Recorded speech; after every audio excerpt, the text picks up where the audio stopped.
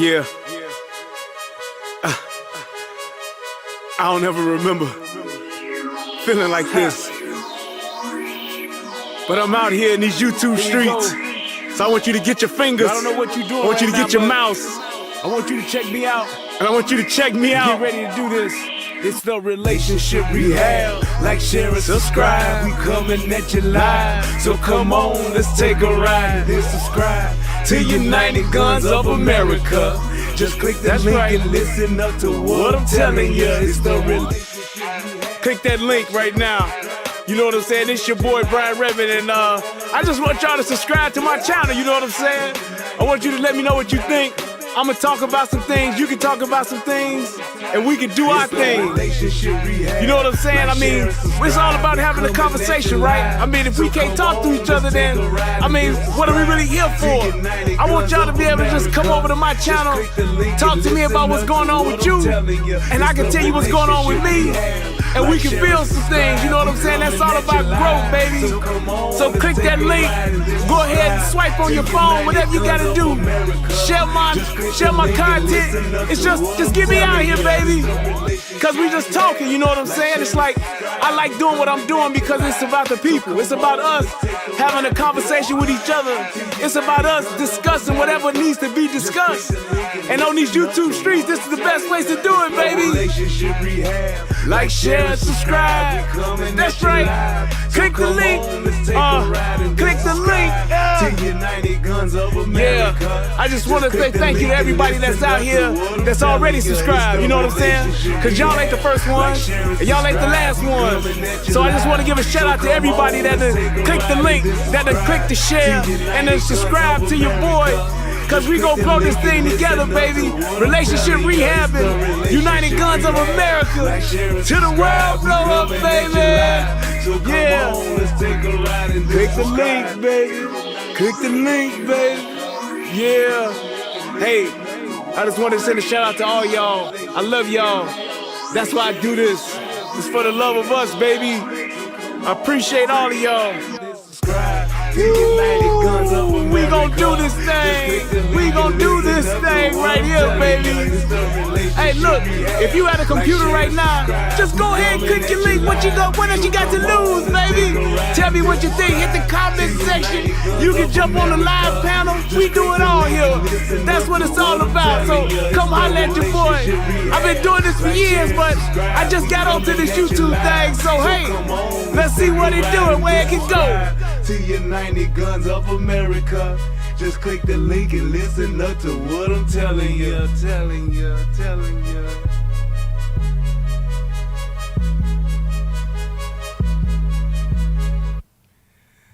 Now I hear was about 8 when I caught my first case. My mother, she turned her back and bowed her head in disgrace. Shout out to Nate Dogg, baby. Hey, look, I just want to say welcome one more time to the Relationship Rehab. I am your host, Brian Redmond, and tonight we are going to talk about, yes, this Uvalde chief of police breaking his silence and good old Mr. Tatum just backing every play. So I am excited to be here tonight. Thank you guys so much for tuning in. Please click the like button on your way in. Click the subscribe button if this is your first time watching. And without further ado, let's go to my favorite part of the show, and we're going to get right on in to the show. Federal law allows citizens to reproduce, distribute, or exhibit portions of copyrighted motion pictures, videotapes, or video discs under certain circumstances without authorization of the copyright holder. This is called fair use and is allowed for purposes of criticism, news reporting, teaching, and parody, which doesn't infringe of copyright under 17 U.S.C. 107. Not infringe. All right, let me give a shout out to my man James Hudson over there on the United Guns of America channel. And then on this channel, I want to give a shout out to Alex. What's up with Alexander? First one in the chat. Salute to you. My man Lancelot, Solomon King, Chef X. A day in the life of DJ Matt 121. Paul Gray, he said, catching you right on time for the first time. Well, congratulations. Shout out to Black Shadow. You ain't wrong. What's happening? He says, rest in peace to our 5 Marines who died during the South Carolina desert, who died in the California desert. Wow. Damn. Oh, wait, he came right back. Somebody asked how did that. Osprey went down. Wow. Damn, rest in peace. Yeah, man. Damn. That's terrible. Shout out also to Damani. Shout out to Kevin Hutton. Shout out to my man UFO Kamikaze and James Grand and all that remains. What's happening? Man, that's tough, man, to have 5 Marines go down like that. Damn. Yeah, buddy. That's real tough. What's up, Conservinator? What's happening, Poco 29? All right, y'all. I want to go ahead and I want to get right down to it, as Al Green would say. And I am ready to have a... Wanna have a funky good time. Yes, I am. One of the things that I saw today, and I'll do this real quick because you got a few minutes. Actually, I said I'm going to get better at this, and I'm going to start using my timers again because I hadn't been. One of the things that I saw today, and it just kind of, it made me chuckle a little bit. So, for those of you who may not know this, Joe Biden's cabinet, like 2/3 of his cabinet, his administration has left. Not his cabinet, but his administration have just left, gone. Yep, gone. Like out of here. Like bye. Yeah. And what's so funny is nobody's saying anything about it. Now I can remember there being a time when there was another president that was in office, and that president had several other people leave his administration, and it was national news for days on end. Yep, days on days, like racks on racks. It was all talked about. It was all, well, what is going on? This is a direct reflection of this administration to have all of these people leaving these positions. This is just a clear indicator that we have just the wrong person in office. I'm just saying. That's what I remember. Please correct me if I'm wrong. But everybody and their mama was talking about Donald Trump and the people that was leaving, coming and going. And this dude here has lost 2/3. Now here's the kicker. The majority, I think they said it was 70% of the people that left. I'm going to whisper this. Don't y'all tell nobody else. 70% of the people that left Joe Biden's administration, they was black. Black people leaving Joe Biden. Could you fancy that? Yeah. I sound like whispers from a hoodlum. Tell whispers a joke. We the joke whispers? Can't you hear Dutch laughing? That's what they say. I'm just telling you what they said when they said what they said about what they say. That's what they had said, was that 70% of the people, if I'm not, matter of fact, let me not lie and let me just play it myself. Let's do that, because then that way I will be telling the truth, and then somebody won't be able to say that I was lying or I misspoke.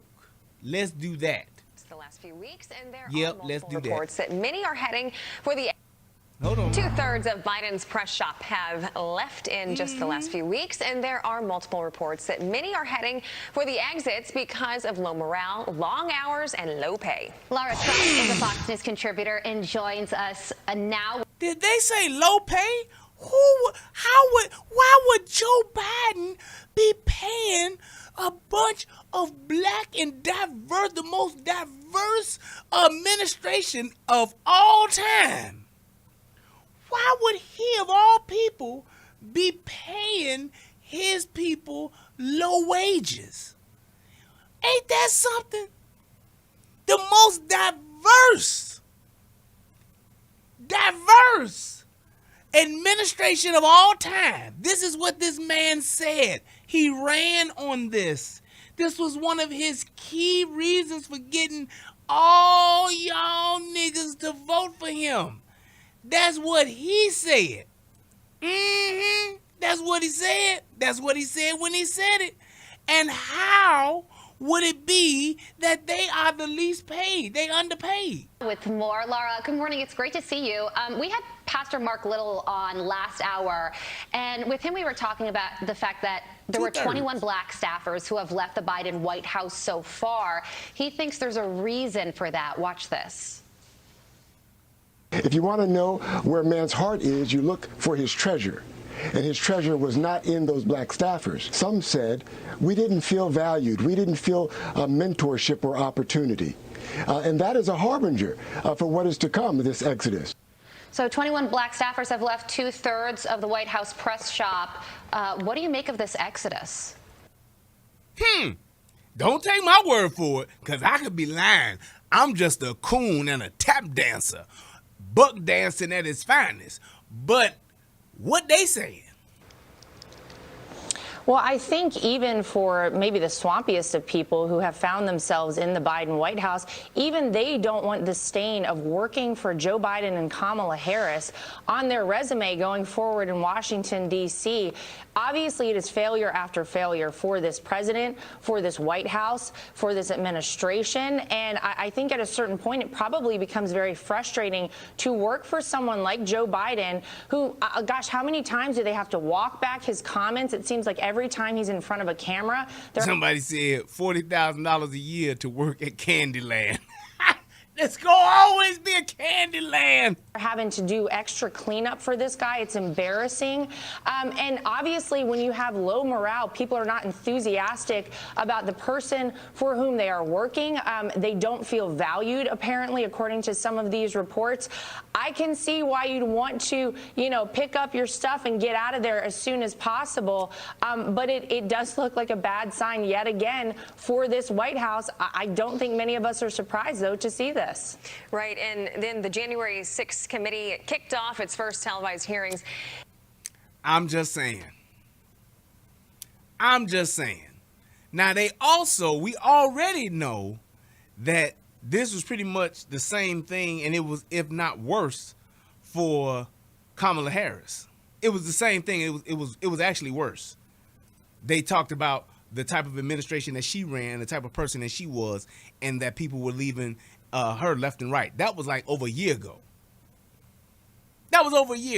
So I'm just saying, I just wanted to point out that small little nugget of information because I know everybody else knew about it. I just wanted to put my 2 cents on it just to say, hey, it was really something to see every media outlet talking about every person that left Donald Trump's administration. Every single one. And I'm going to say it, he had a few that left, quite a few. He had at one point, it was like a revolving door. Mothers coming in, working 2 days, and they going right back out the door. Like, I don't want no parts of this shit. That's what they was doing. I got me a better job. I got another offer. Sorry. It was plenty of people doing that. But I'm just saying it was made to be out to say, hey, this was just, just super important news. Everybody was talking about it. All the CNNers was talking about it. But now the same thing has happened to Biden and his most diversified administration of all time. And now the very same black folks that voted for this man and supported this man was cheering his name all the way to the White House. Now they all of a sudden feel disenfranchised. There's no mentorship, no opportunities. They pretty much was just, what's the word, tokens? Isn't that something? Knickknacks. Nigga knickknacks. That's what they was. You know what a knickknack is? A little thing you put on, little knickknacks you put on the shelf, little trinkets. Nigga knickknacks. That's what they did. Ain't got no power, ain't got no juice, ain't making shit happen, and they getting underpaid. If you gonna have me come and just sit on the shelf like a knickknack, if I'm gonna be a nigga knickknack, at least you could pay me well. Hey man, why you just sitting there and ain't doing nothing, just sitting on the shelf like a nigga knickknack? Well, I'm making $177,000. Let me at least be getting paid, so I can say I'm getting a check. That's why I'm sitting here, and I ain't gonna move. I ain't gonna budge. I'm getting this check. That's why I'm here. I got my 40 acres and my mule.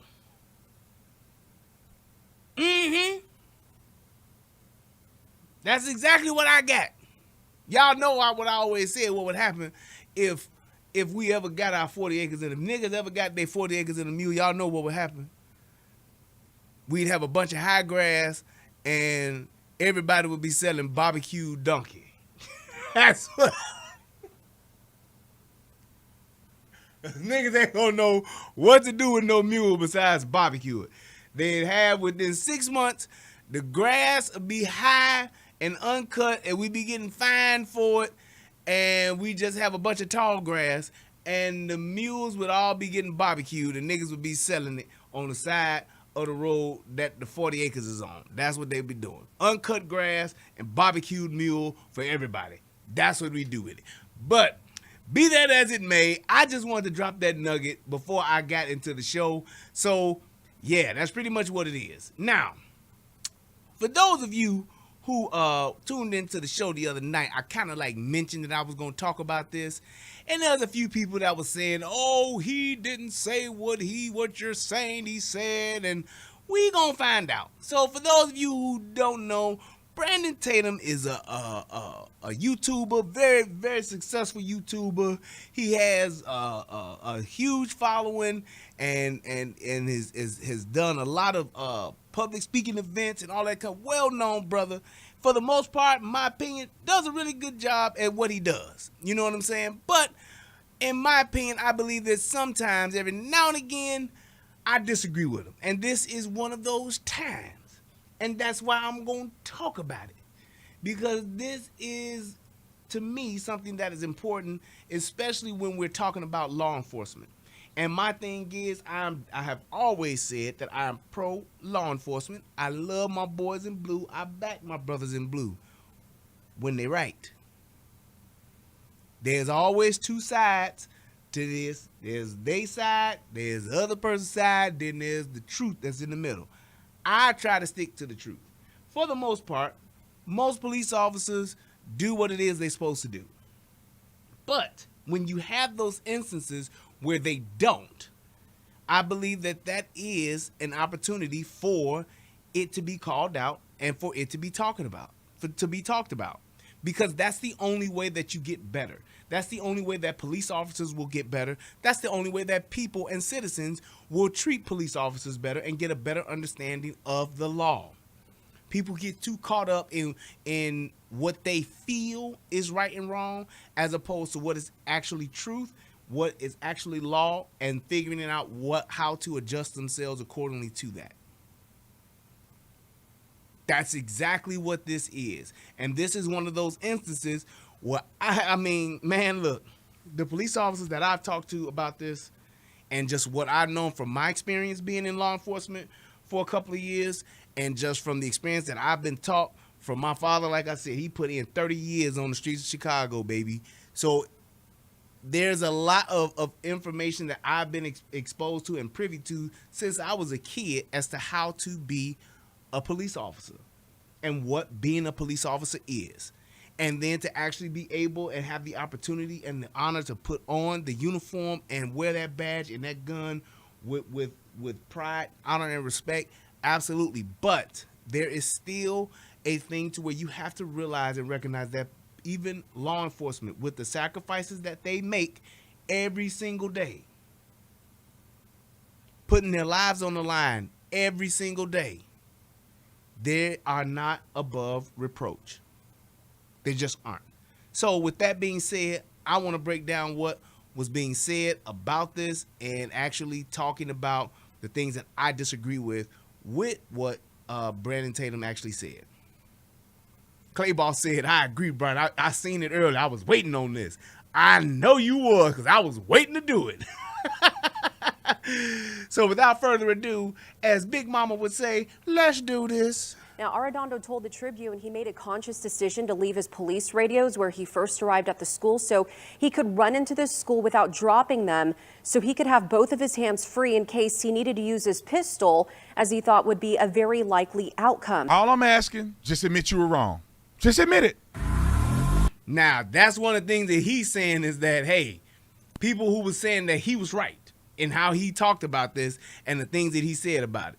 He was saying that he was right, and that the people who were talking about the police officers were saying that he's wrong. That people were saying that we were wrong. I even did a video talking about it, and I said that he was wrong in what he was talking about as far as how this goes, because his whole thing was, if you weren't there, you can't say anything. And I understand why he tried to take that position, because he's trying to look out for police officers. And I understand that, but to what degree? Even when they wrong, I don't agree with that. Even when they not follow policy and procedure, I don't agree with that. And that's my problem with this. It's like, you can't make it seem like police are just infallible. And then when the questionable things that do come up, it's always the response of, you weren't there and we don't know for sure because we weren't there. And then you just kind of say, well, you know, I really don't know what the officer may have been thinking. Nope, you got to hold them accountable just like you would hold anybody else accountable. Entire store. Like and subscribe to the channel. Hit the bell so you get notifications anytime I go live and make a video. Make sure you subscribe to my channel, like this video, comment on this video, share this video. Let's get into this. Ladies and gentlemen, and ladies, Chief Arredondo has spoken.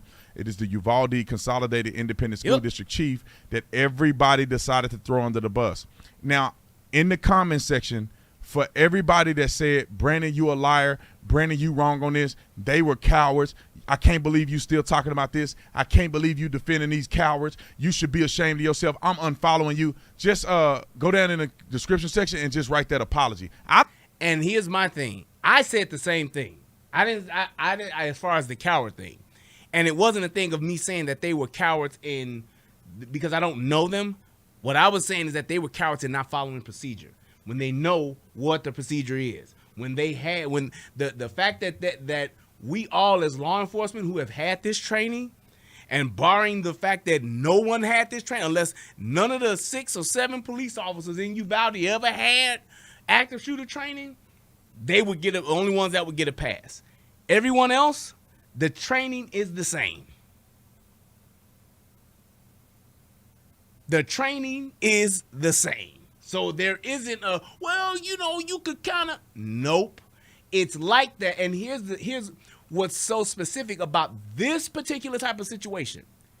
The training is the same for the simple fact and the reasoning of, this has happened before. This ain't no, oh, we ain't never had this happen and we didn't know how to react. No. Active shooters like this situation has happened before, which is why the policies and procedures are the same. And that's why you can go back, and like I've always said, active shooters have been going on for over a century. But the moment of Columbine forever changed active shooter response for law enforcement. And it's done nothing but it's gotten better and better after each one. But Columbine changed the whole deal. And this is why I'm like, nope, y'all full of, nope, y'all full of. This is why I'm like that, because I know what that training is. So let's go. Don't need it. You're doing it for yourself. Now, Arredondo spoke out. Could he be lying? Could he be telling the truth? I believe that everybody's acting in good faith. That right there lets you know he's setting you up for the BS. You know if somebody's lying or they telling the truth as far as following policy and procedure. Their own personal judgment, that's whatever. But when you're talking about is he lying or is he telling the truth, If he's not following policy and procedure, and he's not admitting to either not doing that or stating that he did do that, then he's lying. Plain and simple. Plain and simple. It's not a thing of saying, well, was he lying or was he not lying? Here's the thing. Does he have a reason to lie? Abso-fucking-lutely. He does. He does. He has a huge upside to lying.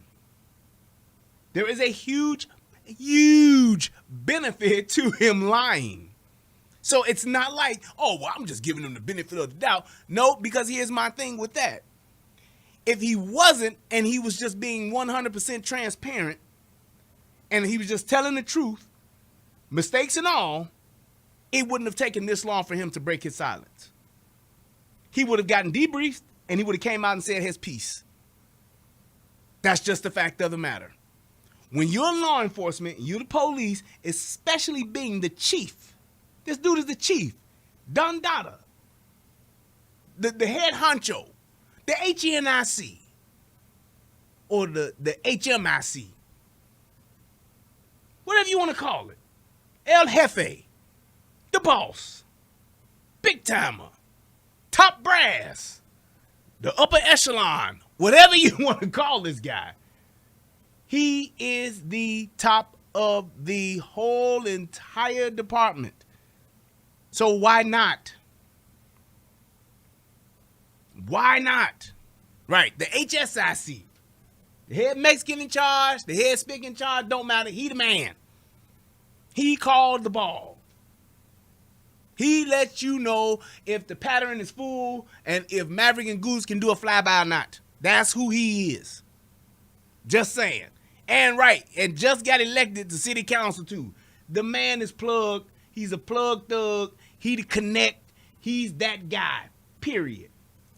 Unless I have evidence to believe that he is explicitly lying and it contradicts actual facts that I know, I think he's telling the truth. This is the longest article I've ever read in my life, and I'm going to link it to you guys so you can see everything that happened in this scenario. Let's start with the obvious lies, and then we're going to get up to speed on what he said and how that comes together. And it dispels a lot of what a lot of people have said that have not listened to me. I know what I'm talking about. I wouldn't talk about this if I didn't know what I was talking about.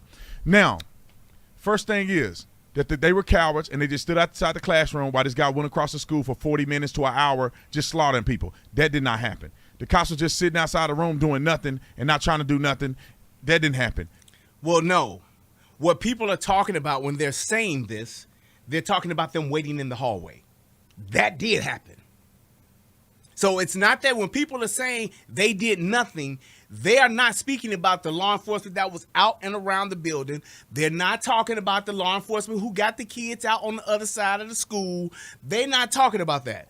They are talking about this guy being the guy in charge who held up in the hallway and changed the active shooter status to a hostage barricade situation. He did that. That's what people are talking about. When they're saying they held up and didn't do nothing, that's what they're talking about. So I understand how you're trying to, maybe spin it to say, oh, but that didn't happen. No, that happened. They had clear information about the active shooter going on, and he held up and said, nope, we at a hostage situation now. We gonna stand down and hold up right here in the hallway, wait for backup. Him and however many other officers was there. Now, I think it ended up being 19 officers in the hallway, but at one point, it was him and at least 2 or 3 of his guys that held up in that hallway. That's it. And the guy, the shooter, let off something like 100 rounds. I do not believe that they were there for all 100 rounds, but I'm damn sure that they was there for some of them. That's all I'm saying. They may not have been there for the entire disbursement of the bullets, but they were there during some of them. Because if they would have got there and it was all quiet, Why wouldn't they go in and find out what was going on in the first place then? They had to have known that them shots was going off, and when they got there, some of them shots had to be going off. Now, they may have been there halfway through or at the tail end of it, whatever the case may be. Chief Arredondo was telling people to stand down and all this other stuff. That didn't happen. A lone Border Patrol officer that just ran into the school, defied all orders, passing all the cowardice police officers, went in the door by himself and killed a suspect. That did not happen. Now, that did not happen. That did not happen. That came to be that didn't happen. However, him telling them to hold up, that did happen. He held them up in the hallway.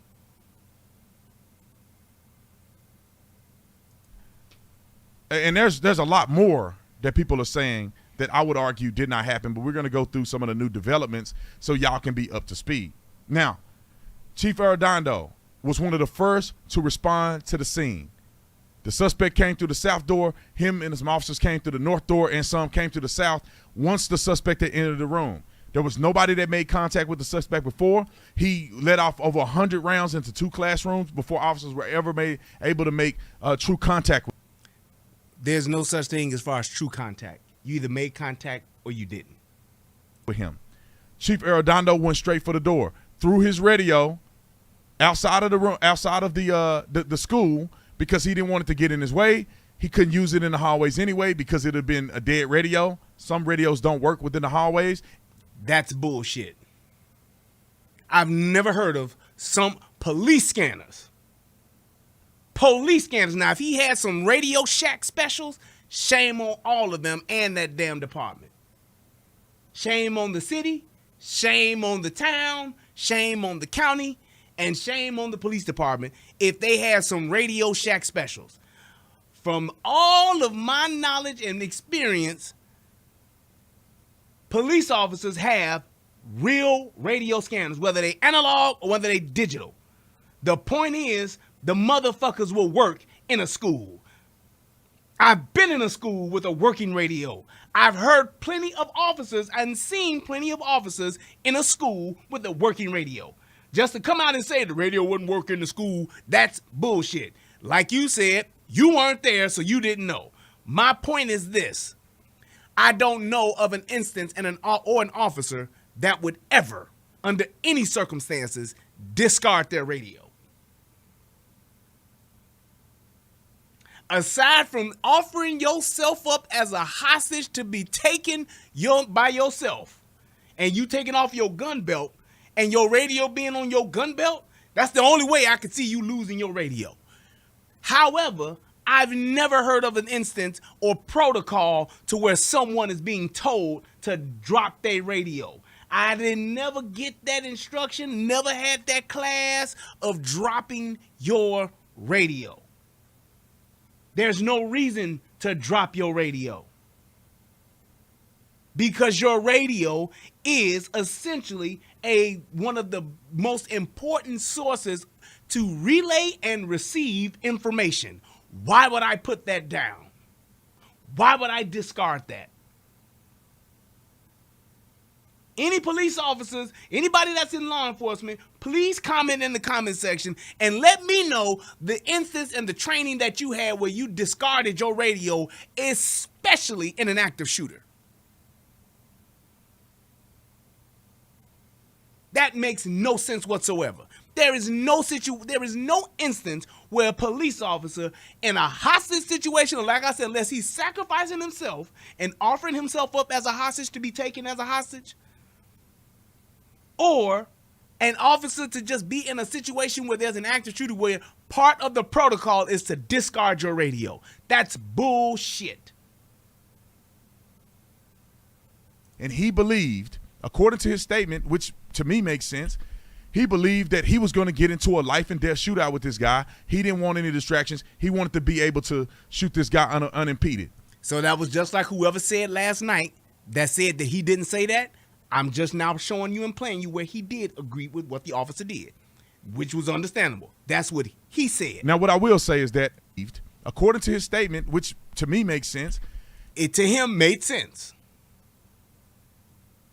to leave his radio, which gives him connection to Central Dispatch, other officers, other law enforcement, potentially, depending on the frequency that they own or the channels that they own.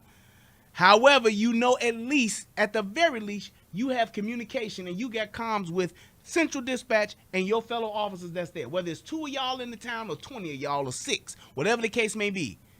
Why would you not want to talk to your guys in dispatch? You tell me that, and you're going in. He believed that he was going to get into a life and death shootout with this guy. He didn't want any distractions. He wanted to be able to shoot this guy unimpeded. Now, what I will say is that, personally, I don't know what their radio looked like. I would never drop my radio outside of anywhere. But at the same time, I don't know what his radio was. We had a radio on the side in a clamp holster that the radio wouldn't fall out of. And also we had earpieces. Exactly. Correcto mundo. You have an earpiece, and if you don't have an earpiece, you still keep your radio. Even if you got it in your pocket and you turn it off. Turn it down low. Turn your radio down. Turn your lights down low. You turn your radio down low. You go to a different channel. You do something. Hey, look, I don't want no chatter. And this is the chief who can make this call. Hey, I'm going over dispatch. I'm going over the channel 42, channel 12, channel 8. Do not, under any circumstances, say anything on this channel. Let me be the one to talk. I want one-way traffic from me to you guys on this channel. Central Dispatch would say, sure thing, Chief.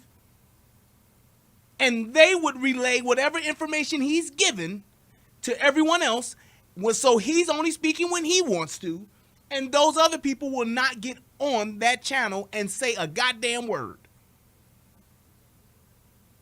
They would clearly say, we got radio silence on channel 12, that's only Chief's channel, whatever the case may be. I'm just telling you. And I'm telling you like this, if it's 6 of these motherfuckers or 7 of these motherfuckers in this police department, how the fuck they don't have at least decent radios is fucking unbeknownst to me. Because I'm quite sure that motherfucking old Chief here is making 6 figures. I'm sure that's public record at some point to see. I'm quite sure that the chief of police of Uvalde is getting paid. He ain't making no $47,000 a year.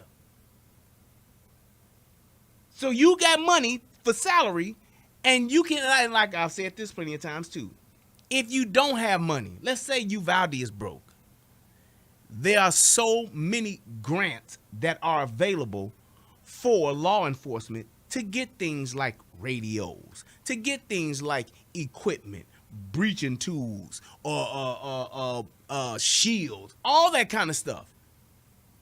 Plenty of grants available for that. And like I said before in previous shows, aside from what you can get coming from a grant, you can actually get stuff donated to you from other departments and from the military. They do it all the time. I'm just telling you what I know. So therefore, we wouldn't make noise and the suspect wouldn't know where we're at because we were communicating through earpieces. Obviously, that wasn't the case. I believe that was tactically reasonable in the situation he was in. I absolutely disagree with that.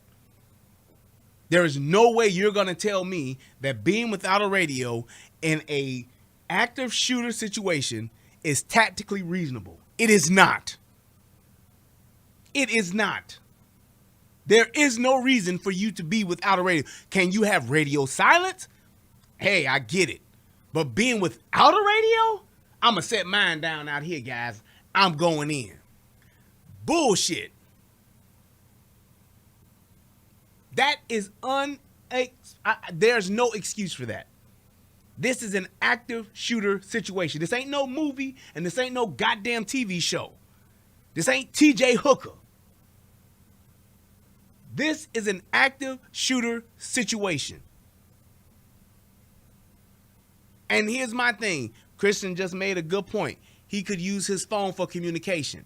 Here's the problem with that, Christian. This is why officers do have cell phones, and they do use them, but cell phones can become unstable. You can have a situation where the reception is bad, being in the school for a cell phone, reception can be bad. Here's the other thing. A tower can get flooded. That can happen. Happens all the time.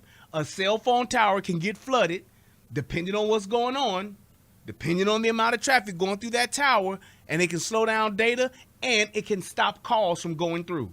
That's why you need to keep your goddamn radio. Period.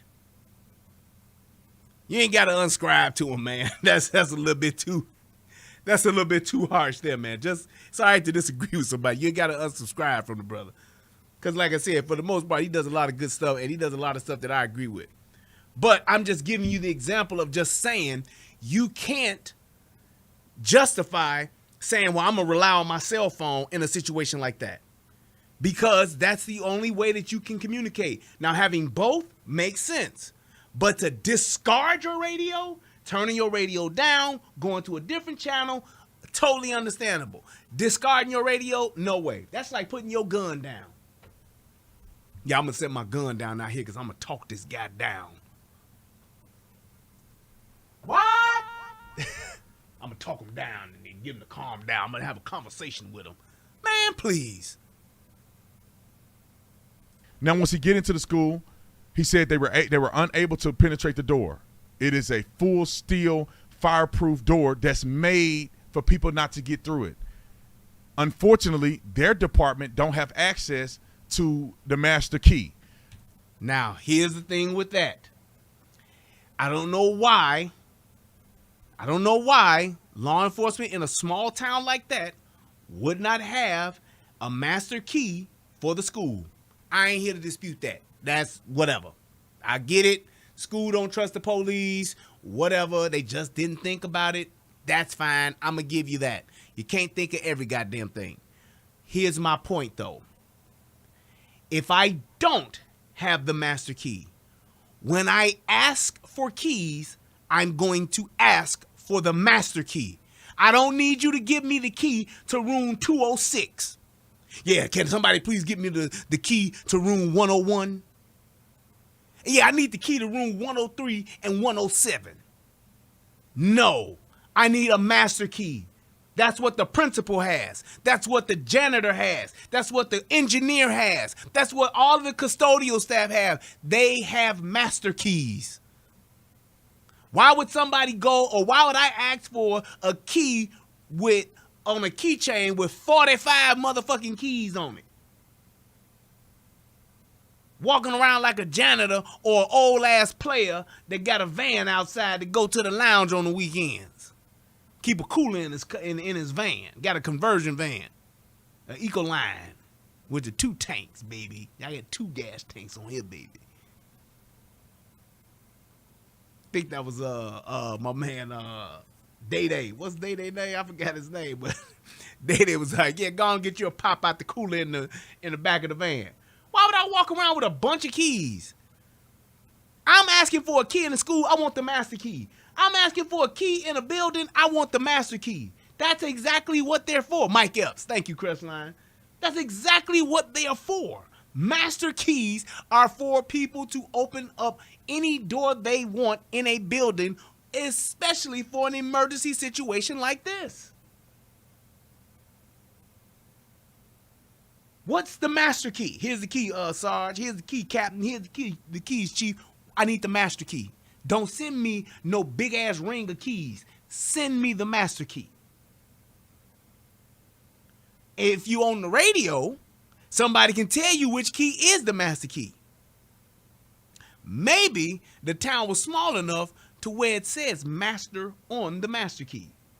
Because my thing is this. If they giving him keys, why wouldn't the master key be one of them keys? Now, should they have identified it? I guess, but I'm just saying. School resource officer wasn't there. So I don't know if the school resource officer had the master key, but I know who do carry master keys, who was out there. The principal, the engineer, the janitor, them motherfuckers got master keys. Cleaning crew, whatever you want to call it, they have master keys. Just saying. the school only have access to the master key, and the officers, including Arredondo, has to ask a staff member to get them the key. While they were unable. You see how he was even about to say master key, but he changed? Listen. Fortunately, their department don't have access to the master key. The school only have access to the master key, and the officers, including Arredondo, has to ask a staff member to get them the key. The key. No, you're right. The master key. I need the master key. I don't have time to flip through to find out which key this is. I need the master key. Why would I give this person any other key but the master key? I'm willing to bet that whoever gave up them keys, that there was a master key on it. I'm just saying. While they were unable to get in, while the guy was shooting at them, they were able, the officers in Arredondo. Did you hear that? He just said while the guy was shooting at them. That would mean they have made contact. That would mean then that they were there for the shots. At least some of them, like I said. I'm just going off of what he just said out of his own mouth. Damn what I've been saying. Let's just go off of what he said. Wouldn't that mean that they were there while the shooting was actively going on? They may not have been there for every single shot that was fired, but they were damn sure there long enough and soon enough to where it was an active shooter situation. Because even once the shooting stops, you're still in an active shooter situation. Plain and simple. Not to mention the kids and the people and the teachers and the adults that were calling and talking to dispatch. And had he had his fucking radio, he would have fucking known that. But he didn't.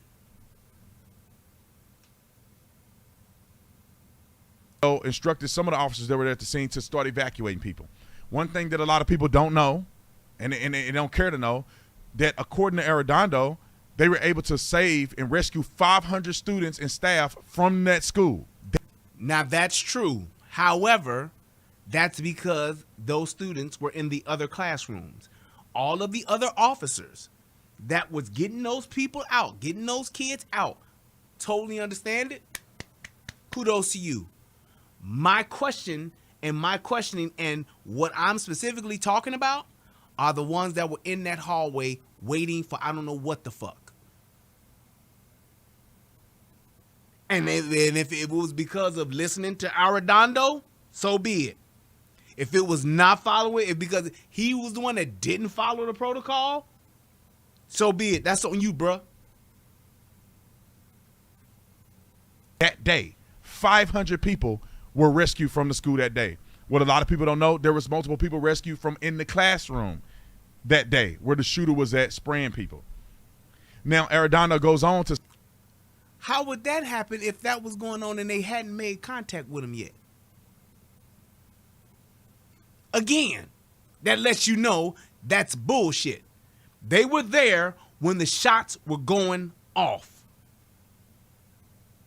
They made contact that we hadn't made real contact yet. Ain't no real contact. You either made contact or you didn't.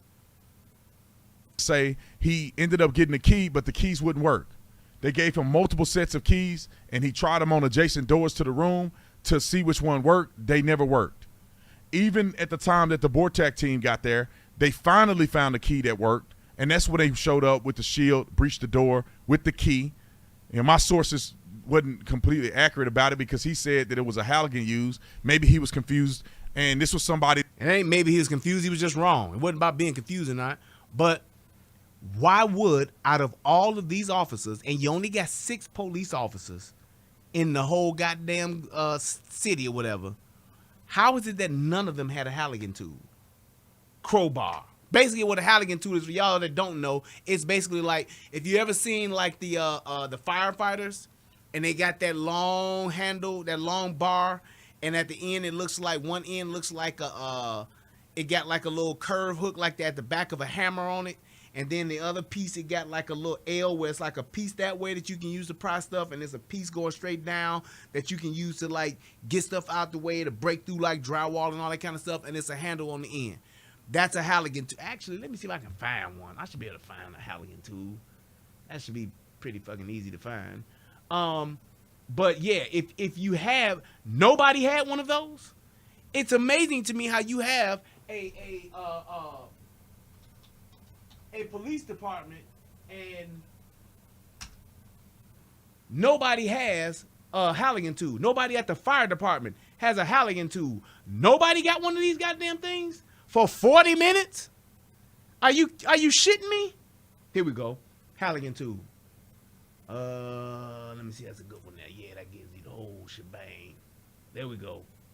All right. Let me see if I can turn. Oh, I can just turn this back on. That's a Halligan tool. That's a Halligan tool. You see how much the motherfucker costs, right? You see how much this tool costs. And here's my thing.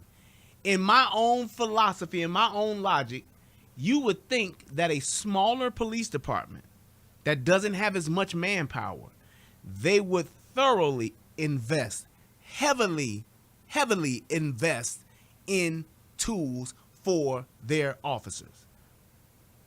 Every officer should have an AR-15. Every officer should have a Halligan tool. Every officer should have a battering ram to breach the door. Every officer should have this shit. I'm just telling you what I know. It's like you would heavily invest in tools when you don't have the manpower. That shit costs $225. I ain't trying to get nobody no excuses on this shit. I'm just not. I'm sorry. I'm not giving nobody no excuses with this shit when you got, look at that. There's one for $139. One for $102. This ain't like this is, sophisticated equipment that only the elite law enforcement departments can have. No, that's BS. A Halligan tool is a couple of $100 at best.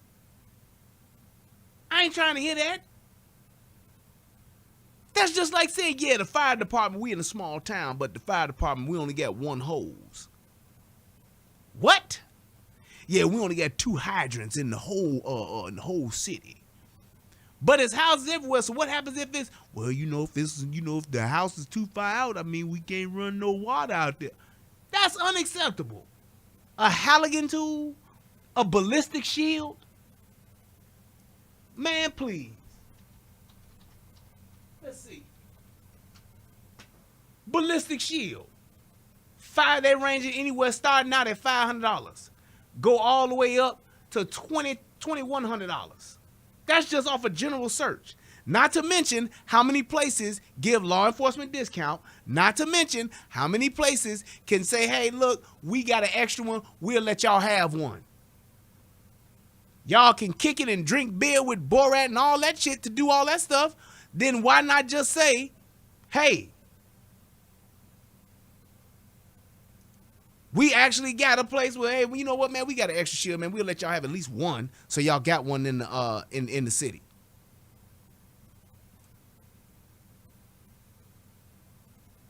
Y'all got one in the city at least. So at least one of the 6 motherfuckers got one. Keep it in this car. If y'all sharing a car, keep it in this car.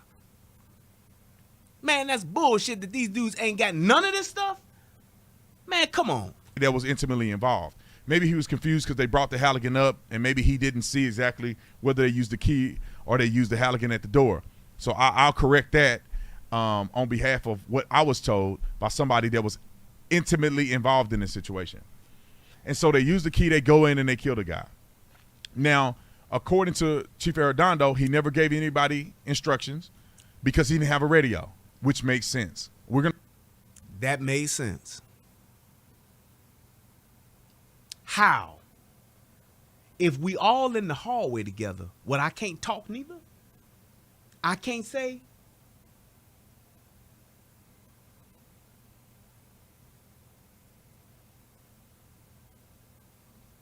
Hey, look, we gonna go up to this door.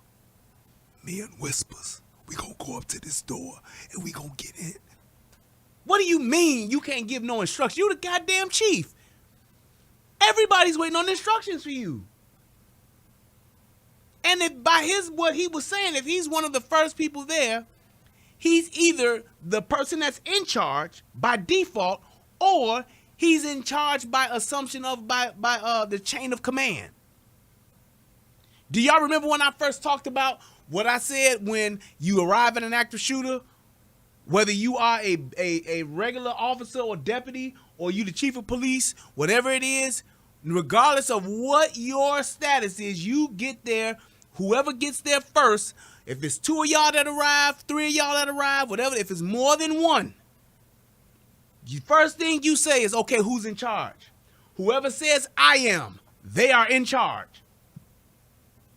Until they have been relieved of command by a higher ranking officer. So that means if I show up and I'm just a deputy and I get there first and me and another deputy gets there first things we gonna say, hey man, we got an active shooter, who's in charge?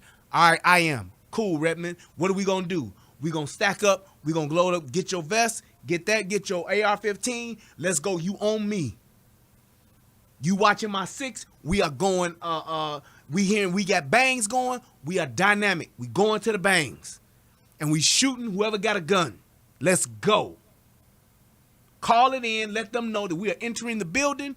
Officers, whoever the fuck, we're entering the building and we are going after the shooter. We have an active shooter situation. Now, once Sarge gets there, Sarge can say, all right, Redmond, what do you got?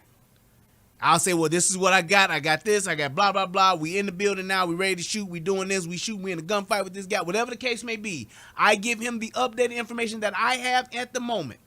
And then that's who can relieve me from my command and say that he's in charge now. Sarge will say, okay, Redmond, I got it from here. I'm in charge. Here's what I need you guys to do. Set up a perimeter over here. I need you guys to set up a perimeter there. I need you guys to suit up, go in there and get with Redmond, and y'all keep going and keep trying until y'all find the motherfucker shoot. That's what you're doing. Because you can't do both. I can't be outside running command and be inside calling the shots inside. I'm gotta go inside, so I gotta be in charge inside. That's how that goes in an active shooter situation. Just saying. John says, what if it's only deputies though? Laugh out loud falls onto the one that's been on the force the longest. Nope, it's not like that. That is not how it goes. Whoever steps up and takes control and takes command, that's who's in command. And that's why they don't do it like that. And the reason why they do it like that is because you could have somebody who is the longest person on the force. It could be an old ass dude. It could be a dude who's not physically fit to handle it. It could be a guy who's actually scared. It could be a guy who's shell shocked. He got the deer in the headlights look, because in all of his 24 years of being on the force, this could be his first active shooter. Whereas you could have a deputy who's been on the force for 3 years, but he was fighting over in Fallujah for the past 6 tours. He's going to be more adapted to handling this situation. He's going to be more equipped to handle that situation compared to an older deputy that's been there longer years but ain't never been in a active shooter situation. Ain't never had nobody shoot at him. He may not have even ever pulled his gun. There are plenty of officers that go through their careers only breaking leather once or not at all. It happens. So that's why that particular rule is in place. If you get there, you in charge. If there's more than one, you ask who's in charge. Whoever says I am, they're in charge. Period. Until they are relieved by a higher person in command, a higher chain of command, they in charge. I'm going to talk about the incident command situation here in a second. He didn't get anybody instructions. He didn't have a radio. It was not relayed to him, even though he had a phone call with dispatch. It wasn't relayed to him that kids were calling in into the school, in from that classroom. Now, how the hell do you know that? And here's my thing. Why would dispatch, if he's on his cell phone, why would dispatch withhold that information? Chief, we got people inside. Chief, we got kids on the phone. They're calling in asking for help. Now, would they be like, Chief, get your punk ass in there and breach that door? Get in there and shoot some rounds? Get in there and do something, Chief? They ain't gonna say that. But they would definitely say, Chief, we got people on the phone calling. I'm telling you, that's what they're gonna say. Dispatch is one of the most information over communicators in the fucking world. They are taught to give and get information. It's not one of those things we gonna leave that part out. No. But hopefully the tapes will come out soon and people will be able to hear it. But I would really be surprised to not hear them not tell the chief what's going on. And my thing is, if he had a radio, he would be able to communicate even better. You making $70,000, $80,000, $90,000 a year, get you a fucking earpiece, dude. You can buy a real earpiece off the internet for like $70, a great one. I'm talking one that got the Teflon cord and all that shit so it won't unravel and fuck up. If the department can't issue you one, you go buy that. And plenty of police officers will tell you, you have so many officers that buy their own gear. Yeah, the department issued me this, but I like Safari Land's gear, so I'm going to get that. Yeah, they issued me this generic brand, but I like Gauls. Yeah, they issued me this, but I like Black Hawk. Duh, it happens all the time. And if y'all don't have earpieces, paying $100 for an earpiece for your job that you do every day, I believe that's a hell of an investment that you need to make, period. Teachers do it all the time. Shout out to the teachers out there in the schools. Teachers only making $46,000 a year, but yet and still they find a way to go spend at least $1,500 in a school store, buying the shit that they need that the schools ain't giving them and the schools can't afford because they spending so much goddamn money on salary, which is a whole nother conversation. Seems like all the motherfuckers that ain't working in the schools but work for the school system are the ones making the motherfucking money while the teachers getting paid $46,000, $48,000 a year. And then they go and spend $700, $800 every year in the goddamn store. I'm just saying.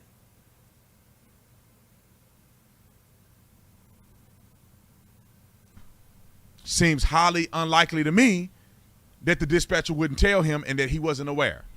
Thank you. But that's what he said. We shall find out in the investigation. The other aspect, and shout out to Brandon for sharing that, because that's the truth. Seems very unlikely that they wouldn't say nothing. Bullshit, Mr. Handman. The incident command. He's been criticized because people presume that he had incident command. Let me explain incident command structure real quick. According to NIMS, that you are supposed to, when the first person on the scene, or it wouldn't be the first person on the scene. Normally, the first supervisor or commander on the scene. Let me rephrase it like this. Yes. If you show up to the scene and there's multiple. Hold on. While he's trying to rephrase it, let me go ahead and explain it. NIMS is, for those of you who don't know, is the National Incident Management System. This is by a part of FEMA, emergency response, and all that kind of stuff. But when they're talking about incident command, if it's an active shooter situation, what I said in the beginning is correct. Whoever is first on the scene, first group of people that's on the scene, that person acts who's in charge, that's who's in command. That's it. Now, in other scenarios, in other situations, yes, there may be a hierarchy involved. Hey, who's the commanding officer? We got a robbery going on. They're in there robbing the bank right now. Okay, any gunshots? No, we ain't heard no gunshots. They got a list of demands. They want some pizza and they want a helicopter. All right, well, fine. Let's set up some command here. Let's go ahead. Yes, you would do that. Active shooter in a school? Nope. Nope. All this other shit he about to try to say is not true in this type of situation. People there, somebody has to take incident command. If you show up to a scene and you're the only one there, you are presumed incident command until you leverage it to somebody else. So why would the chief not have incident command at that point? That's bullshit. They bobbing and weaving, ducking and dodging. That's exactly what the fuck this is. This is a bunch of covering my ass bullshit. That's why this motherfucker has held his silence for so long, so he can get his shit straight. Now, here's the conundrum with incident command. You cannot be involved in a situation if you are going to be the incident commander, which means that if you were involved in the shooting, you have to remove yourself from the shooting. You have to. Not in an active shooter when it's going on. In that moment, you don't do that. You don't remove yourself if it's only you, and it don't even make sense. It don't even make sense. For me, if I'm in a small ass town, there's 6 of us as police officers, I get there first because I'm the chief. I gotta wait because I'm assuming incident command and I must remove myself. No. Not in an active shooter situation. Remove yourself from the school. You have to get yourself away from the action for the most part so you can begin to delegate people as they show up to the scene and communicate what we have, what is our tactical strategy from here moving forward. And that is exactly what they did. And this is just me proving my point even further. That's exactly what they did at Columbine, which is why they said you don't do that. They changed the rules, they changed the procedures, they changed the policy for that reason specifically. Because in Columbine, they were doing just that. They were setting up and establishing a command post, establishing command, getting the perimeter set up. They were doing all of that while the gunshots were going off. They were literally listening to the bangs as they were setting up a perimeter, as they were establishing a command center, as they were establishing chain of command. They were listening to the gunshots go off, which is why this was changed after Columbine. You go, period. You go and you keep going until the motherfucker is dead. That's the fucking rule. Period. There ain't no other way around it. There ain't no other way to try to shape it up. There ain't no we wasn't there, we didn't know. You go until you can't go no more, or until he or she is been gotten. Arredondo, in his situation, and I say some of it could be a lack of tactical experience, he didn't know who had incident control because he was actively involved in the shooting. He was actively involved in trying to get the shooter, actively involved in trying to breach and get entry into the door. Naysayers will say he should have backed out of the situation. But, man, when it's your school and it's your people and you assuming that all of these major, large agencies come into your little town and when you only manage 6 people on the police department, that somebody will take incident command knowing that there's no control at the scene. In a perfect world, Arredondo should have backed away even though he was intimately involved in the shooting and intimately involved in trying to get keys and work the door as the chief of 6 people, which I think. Exactly, which is, again, no, no, no. No, no, no. You don't say, I'm not going to go or I got to bag away because I got to stop I got to stop going to get this active shooter so that I could assume incident command. Does that make any kind of sense at all? That's why I'm telling you, he's, for whatever reason, he's trying, and I get the fact that you want to support your law enforcement. I do too. But I'm not going to just let them just do some shit and just let them be in a situation where these motherfuckers is just doing whatever and they doing some shit that's wrong. And you know good and goddamn well that they wrong.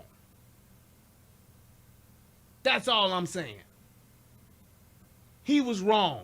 He is supposed to be in the fight. He's supposed to go and get that motherfucker, period. That's it. That's it, and that's all. You sitting here talking about, well, you got to assume command. That is not the case in an active shooter situation. It's just not. Try to paint it any other way you want to. That's not how this goes. They never, in all of the active shooter training that I've had, the refresher course that we have, they never said, okay, once you have achieved incident command, you stop going after the active shooter and you back away, and then you go out here and you go and try to. No, that is not what we were taught. Plain and simple.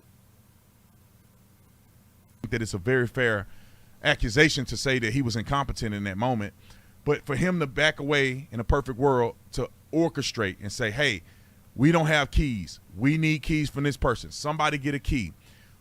The windows, the door is impenetrable. We need entry tools. These are the tools we need. Here is a strategy that we're going to use to get in the classroom. He's isolated. We got teachers being evacuated here. Here's the, all of this could have happened and should have happened in a perfect world. I don't really blame Arredondo for his peculiar position. So there was no mention of somebody to stand down. Vortex showed up. They were able to get a key. They breached the door and they killed a suspect. So I guess some additional new things that you learn is that Arredondo went to the school. He went to Robb Elementary. He had an intimate relationship with the community. People loved him. He was voted city council member unanimously. I would say unanimously by 70% of the vote. And let me say this. I am in no shape, form, or fashion trying to make it seem as though Arredondo didn't care about his community. I don't know Arredondo. I don't know, if he's some cold-hearted, cowardly bastard. I am not saying that. I am not saying that at all. What I am saying about Chief Arredondo or City Council member Arredondo, old Pete, is that he didn't follow protocol. And at the end of the day, regardless of what you try to say, what you thought and what you was thinking and what you felt and what you was trying to figure out, protocol and procedure and policy are in place for a reason. They're in place for a reason. That's it. So that you can have your blueprint to follow, so you don't have to guess, so you don't have to, well, maybe if, I'm not sure about, possibly it could have been, that's exactly why they tell you to do what they're telling you to do. Because we don't want you second guessing yourself. We don't want you coming up with your own plan. We don't want you thinking and feeling what's going on, because it could be your loved ones in there. It could be your uncles, your cousin, or your nephew, or your niece, or your whoever. It could be somebody in there. Stick to and follow your training. That's why they give it to you. They give you this training for a reason, because they want it to become muscle memory to the point to where when something does happen, you will follow and rely on your training and it will kick in. But if you don't take it serious, and if you think that your authority allows you to supersede policy and procedure, this is what happens.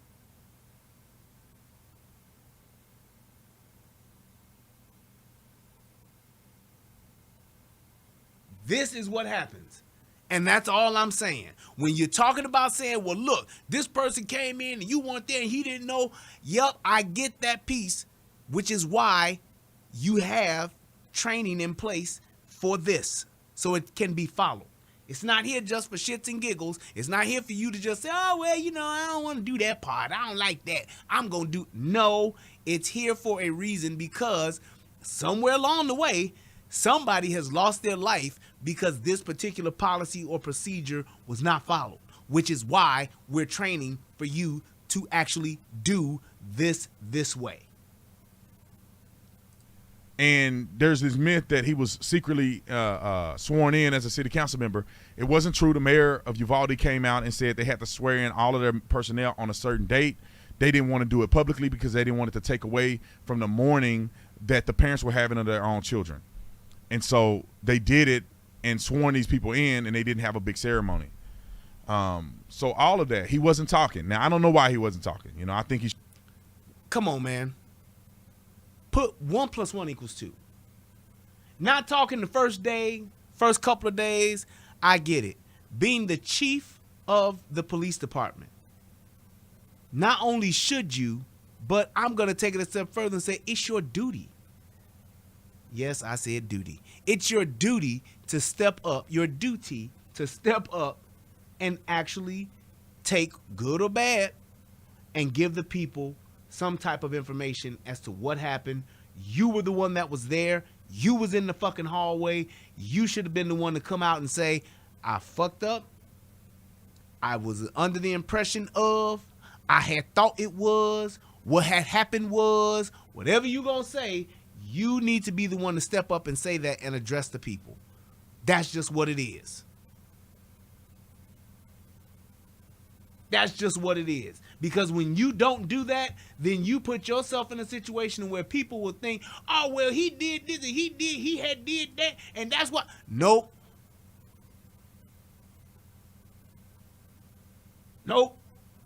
We give you this training specifically so that you can do this specific thing when this particular time comes. That's what you're here to do. We don't want you to think about it this way. We don't want you to kind of put a spin on it this way. We don't want you to kind of sort of, I remember that time when we did. Did you know that in these 7 did that? We don't want you to do that. We want you to follow this policy and procedure, because when this is happening, this is what we need you to do. Period. That's it. So I get the fact that he changed the game and he flipped the script, but that's on you, Chief. You take the good and the bad, right or the wrong with it. You flip the script, and because you did, potentially some people could have died. That's on you, bro. Should have spoke sooner, but it makes sense to not speak soon if you don't have all the information and things are not completely accurate. Do I question some of the things he say? Maybe. I don't really have a reason. And even after all of that, he's still saying maybe. Hell yeah, I'm going to question some of the shit he said. To believe he would lie, but some of the things he said, I could see somebody fluffing that or somebody saying that to save their own rear end. But overall, to say that these cops came out there and they were cowards and they just stood around and nobody did nothing, when you have Chief Arredondo coming out saying that's not true, you have the BP guy who don't work for Uvalde PD. The BP guy came from the barbershop, said that they did everything that they could. That's because the BP guy probably knows these officers. That's probably why the BP guy came out and said that. He knows them. That's probably why the BP guy is trying to help salvage whatever is left of the department and the faith that people have in that department. He's trying to salvage it. I get that. 1,000% I get that. The toothpaste is out of the tube now, and we're just trying to cover and recover from the collateral damage that's been done, but that still don't mean that we off the hook for the shit that we did not do. Y'all was there, and y'all know what the training is. Now, if you didn't know the training, you ain't never had active shooter training, I get it. But I'm quite sure that Chief Arredondo has had active shooter training. And if he hasn't, and if his department hasn't, shame on them. 6 officers, you should be one of the first people in line to go get that active shooter training. Send one and do a teach back. And let me finish it with this theology. It is a cluster, ladies and gentlemen. It was a cluster. I don't think people understand that this was the perfect storm, unfortunately, for a small agency and a response from multiple agencies, both state, local, and federal. This was the worst case scenario. These schools are built, and I'll see if I can find a picture of the actual school. Watch this. At least the building. These schools, and let me just give you a quick synopsis here. This is the area where the shooting was happening at, right in this one bedroom, this one classroom that's, well, these two classrooms that's connected by a bathroom. All of the people here were rescued. Everybody in this building was rescued. All the buildings here were rescued. And this is where some of the parents picked their. And when you're talking about the people that they rescued, I wonder how they were able to do that. They probably had some type of training. And my thing is, those officers that did that, kudos to them, salute to them, congratulations, job well done. Thank you for your service. But those guys that was in that hallway waiting, I'm sorry, but you all did the wrong fucking thing. And there ain't no excuse for it. Kids up, a lot of kids were evacuated to the funeral home here. But if you go through what the actual school building looked like, these school buildings, and people don't even talk about these classrooms, these school buildings are built that if you somehow make entry into this area, you cannot access the classrooms. You can't access these classrooms. They are built with fireproof doors. True. That cannot be breached unless you have a professional breaching tool, a Halligan explosive breach, or you had a breaching round, which is. Why would a police department, fire department, some other department not have a breaching tool available for over 40 minutes? 40 minutes? Nope. Would come out a shotgun to blow a whole lock mechanism off. If you don't have that, you can't get into the school. This is what the school is supposed to be like.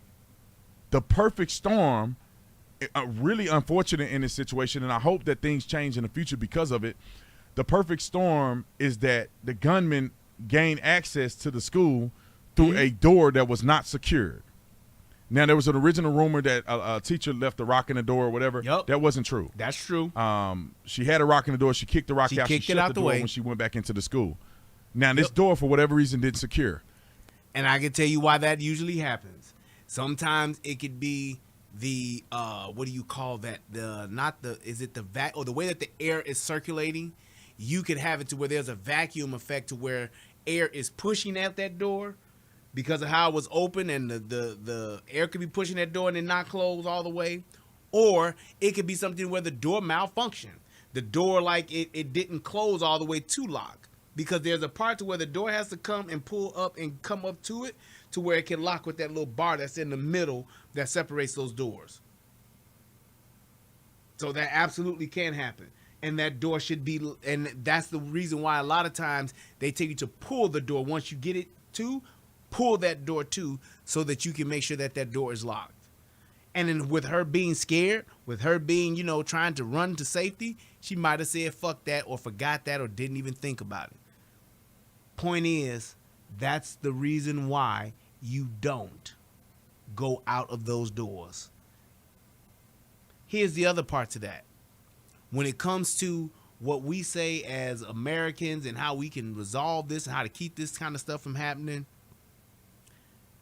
get all of our schools, because this thing about trying to get guns should not be the discussion. It should be how to get our schools safe, how to get our babies safe today. And one of the best things that I can suggest, and I've said this before, maybe once or twice or 3 times a lady, we need to get our schools secured to the point to where they are pretty much identical to federal buildings and courthouses. When you go to a courthouse, or when you go to a federal building, there's a one-way in, and that main entrance has a metal detector where you got to take off your belt and all that shit, and they also have an officer there. whether it's a county law enforcement, city law enforcement, federal law enforcement, whatever the case may be. Do I think we need to go out and spend a bunch of money to establish a federal school resource teachers? I don't think so. But I think that the federal government can partner with the states for them to establish their own. I do think that. I don't want to expand my federal government and create a whole nother bureau of law enforcement when I could have my local sheriff, when I could have my chief of police, my superintendent do the same exact thing. And they report to that person as opposed to setting up district, regional, and all that kind of command. We don't need all that. That's too much government. That same resource officer or that same police officer that you put in a school can report to a sergeant or report to a captain or report to a sheriff just like any other law enforcement officer. When it comes to support for vehicle support, when it comes to having computers and all that kind of stuff, getting the MDCs and all that kind of stuff, you can have that come from the local law enforcement. And you can have, if the federal government, with all this money they sending overseas, they can send a portion of that to share the responsibility financially with local law enforcement. Because a town like Uvalde may not have, it might cost you, $100,000 to get this set up and, $75,000 in salary or something to get this position set up. So what I would do is partner with my federal government and say, look, we'll give you $100,000 and we'll pay the first 2 years of the salary to get it going. By the end, you need to get something done where we meet you halfway, and then by the end, by year 5, you paying it on your own or something. I don't know, but it can be worked out. It definitely can be worked out. You can have it to where the school system, federal government can step in and give money to get the school system, give contracts to give some contractors for these AV departments, for these alarm systems, to where you got monitors on the doors. So when that door did open, beep, beep, beep, northwest door open. Resource officer can see that. Cameras, so you can see the entrance. So you can see what's happening in the parking lots. You can see what's happening on the side of the school. And I would hope that this school would have cameras. They may not have had it. They may not have been rich enough to have it. May not have enough money for it. But my thing would be, that's where the government can step in to help fund that kind of stuff. Getting the DVR server, the server for that to record and hold the data and all that kind of stuff. Getting the cameras, the initial purchase of the cameras. Now what the school can take on or what the local government can take on is the maintenance for that stuff every year, to make sure that their upgrades are coming every 4 or 5 years or whatever the case may be, to make sure that if a camera breaks, they got maintenance with this vendor that comes out and fixes that kind of stuff. But you can actually get that stuff resolved and get it set up to where it's jump started with those federal funds. Stop me if I'm lying. Please do. If what I'm saying ain't making sense, step up and say something. People that have been in school before, people that have worked at office buildings before know that sometimes you unlock the door and you're not supposed to. And there was a graduation right before this happened, so I could assume that a janitor may have come and unlocked the door so they didn't have to keep putting a rock in the door. Now, the teacher didn't know that because she propped it open with a rock. Now, I don't know if it's that the locking mechanism wasn't engaged or she didn't shut the door enough to lock the door. Either way it go, perfect storm, he comes in here with the door unlocked. He was able to get in here, and he was able to get into a room where the door was not secured. Now, in the way this is supposed to go is that a shooter cannot get into the kids through here. Now, if he does get into here, he's not going to be able to get into any of the individual classrooms. It's impossible unless you have a key or breaching tools or explosive breach. Oh, I see. James just asked a good question. James said, I would like to know how trained was the gunman. Firing over 100 rounds of ammo is a lot of trigger pull and the recoil for a newbie. Here's the thing, James. The thing about an AR-15 rifle is that it is easy to shoot. Number one. Number two, if this gun had a suppressor or didn't have a suppressor, the fact of the matter is, if you shot the gun before, because I'm quite sure this wasn't his first time shooting it, if you shot in the AR-15 a few times, you get familiar with it. And you get used to that trigger pull. It's not that much of recoil to where it's going to hurt you to where you can't, shoot. Now, how accurate he was with that AR-15, I'm not sure. I would say that he's probably not very accurate, but when you are at essentially point blank range, you figure that classroom is maybe 20 by 20, maybe 20 by 40, something like that, maybe 30 by 40, and you just walking around, it's literally point and shoot. Or as some people would say, and just in no disrespect, it's like shooting fish in a barrel. Because this cowardly motherfucker was shooting kids. These kids don't know how to dodge bullets. These kids don't know how to get out of the way. They're terrified. The sound alone is terrified enough to make you get a deer in headlights. I ain't about to get into that. But I'm just saying that's just what it is. You're not going to get in these classrooms at all. Now, and let me just say this for people that may not understand this. So how would the firefighters get in here? They wouldn't. They'll just get the windows open and they'll get kids out the window. This is made to where if a fire breaks out in the school, somewhere in the location, it cannot breach these doors. It's not going to burn through these doors. Kids will be safe until they can safely exit the room through the windows. That's the way it's supposed to work. Firefighters are not going to go in here unless structure is collapsed and they can't get kids out of the windows. They're not going to. That's not true. And when I first heard this, I actually had to make a call and talk to one of my dear friends to get clarification on this, because that just didn't make sense to me. Like, what do you mean firefighters wouldn't go into the school? They gonna bust out the windows. So I called, very good friend of mine, one of my brothers from another mother. He is actually very high up in the Chicago Fire Department, like top 5 in command. I'll say that. I asked him specifically, when it comes to a fire in a school, what is the standard protocol for a tactical approach to get people out as far as breaking out windows or going in? And here's what he said. And you tell me which one makes more sense. He says, well, if you're going into a school and the school is on fire, you're going to go in through the doors because you don't want to break out windows, because you can break out the wrong windows in a certain space and it can actually give air and breathe life into a fire and make the fire bigger, make the fire worse. You can feed a fire by breaking out windows.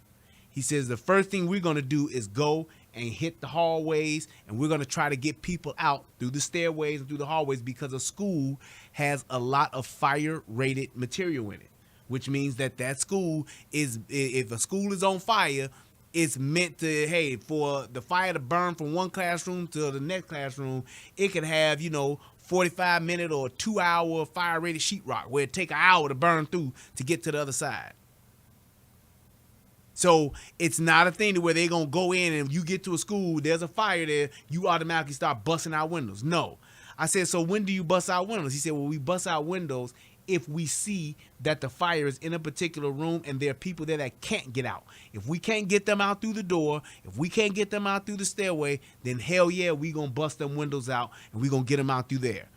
If they on a second floor, second story or something like that, we going to use the ladder, bust them windows out and get them out of there. That's what we're going to do.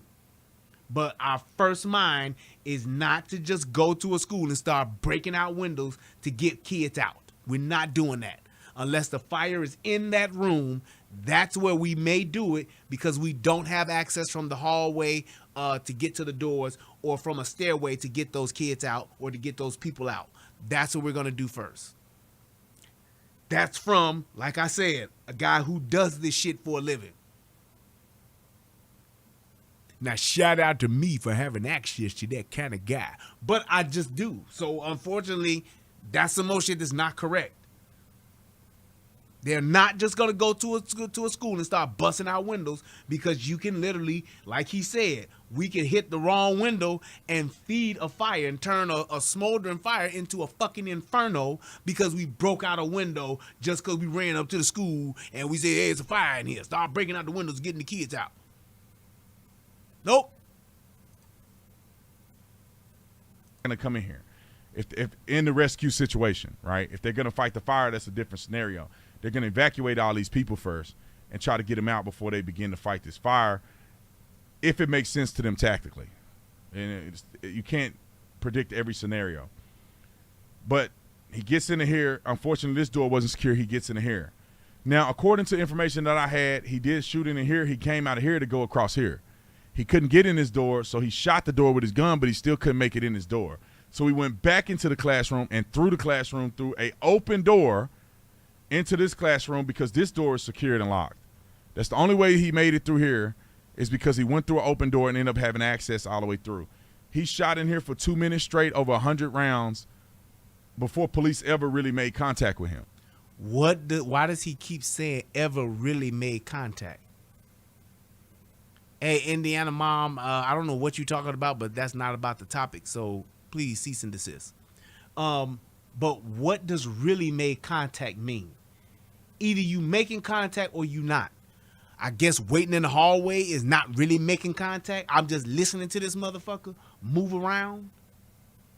But if you shot off 100 rounds in 2 minutes, how would they know that if they weren't there? That's why I'm telling you, they was there for some of that shit. Plain and simple.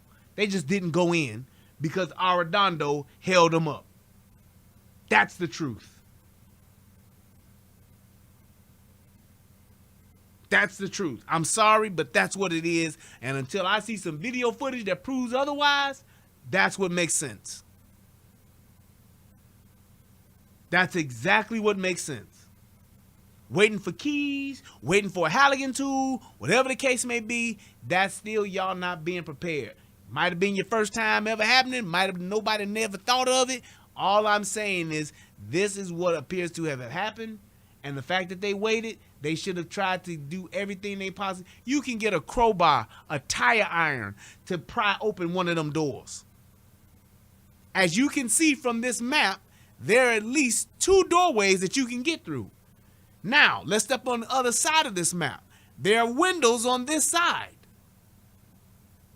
Look on the right side. Those are windows. It got to be windows. Why not approach from the windows and try to engage the fucking shooter? Especially if you're saying that he done shot everybody by the time y'all got there, then you would think, oh, well, if he's not shooting anymore, it's probably because he's ran out of bullets. I'm just saying, doing something besides waiting in the hallway. I wasn't there, but I would definitely say you ain't supposed to just sit down and wait and sit on your hands. I can definitely tell you that. According to the information that we have. And this is a perfect storm, because once he get in here and he locked these doors are made to be impenetrable through fire or breaching. You would have to be a professional to do that. So now he's trapped in his room with these kids, and this is the worst case scenario that they could have ever thought of. Arredondo and them are in this hallway. Arredondo comes from the bottom. A couple other officers come from the top, and they kind of square off in this hallway. No, they didn't square off. They waited. They laid up, held up, posted up in the hallway, not squared up. They laid up and waited in that hallway. And that's my point. If you're in that hallway, why not try to engage the shooter just for the simple fact of trying to keep the shooter from engaging whoever else is in there? Whether you hear shots or you don't. You know he's in there, that's where you should be trying to go.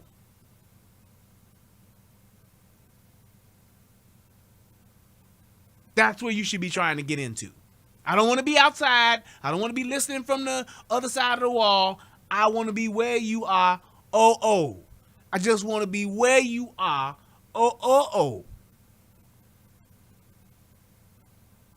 That's all I'm thinking. I want to be where this motherfucker is. I want to be in that room. Fuck that.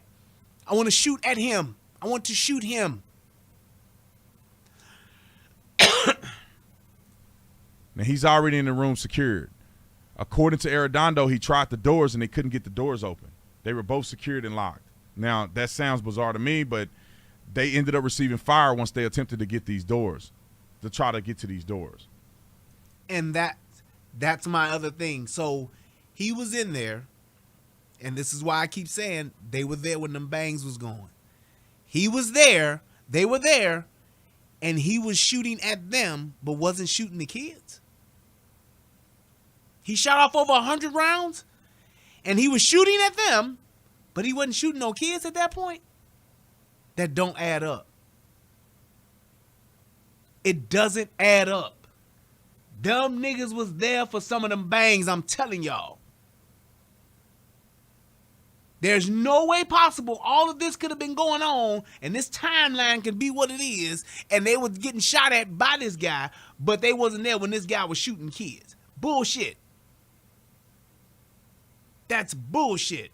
Miss America said, I have a hard time believing that if you and me and others here were there and were armed, fuck yeah, we would have stormed that kid. I don't give a fuck. Here's the thing.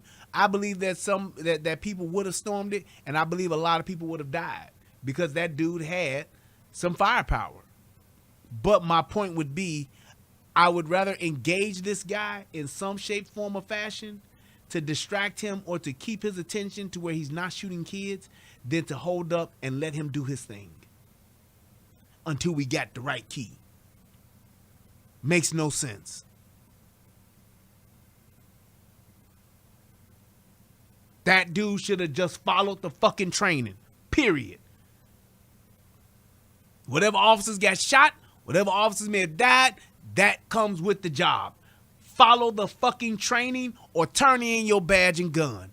Period. Now, they were able to evacuate everybody on campus, which to me at the time was the best thing that they could do. There was really no getting in here without a key. Arredondo claims he got a key and he started checking keys on these rooms, but none of the keys worked. Multiple keys, none of them worked. So this is something that the school district need to get fixed. Police officers should have keys, master keys to get in any classroom, and that was a failure by the whole school system and the police department. I agree. Because like I said, something like keys, especially in a small town like this, may not have been thought of. But I tell you what, when those keys were given, I don't know why someone wouldn't even either give them the room key or give them the master key. Say, hey, here's this one.